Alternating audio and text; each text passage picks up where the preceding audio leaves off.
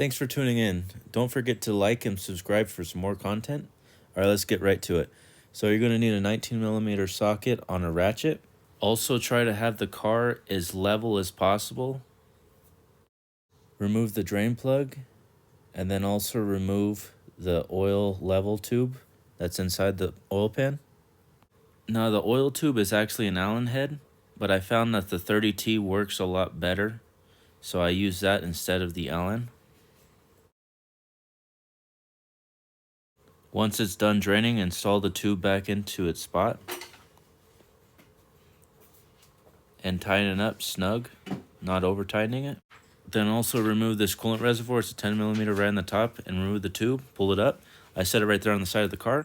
I use screwdrivers like this to remove this wiring harness back here. All you gotta do is pull back on the clips and lift up. Then use the screwdriver to lift up on this oil dipstick cap.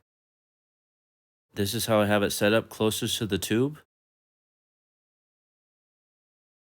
And then all you gotta do is push up on this little clip and pull it right up. Now I just use a long transmission funnel and I connect it as good as I can to the bottom of the tube over there. I'm using the Nissan NS3 CVT fluid, and then you just want to pour it in slow.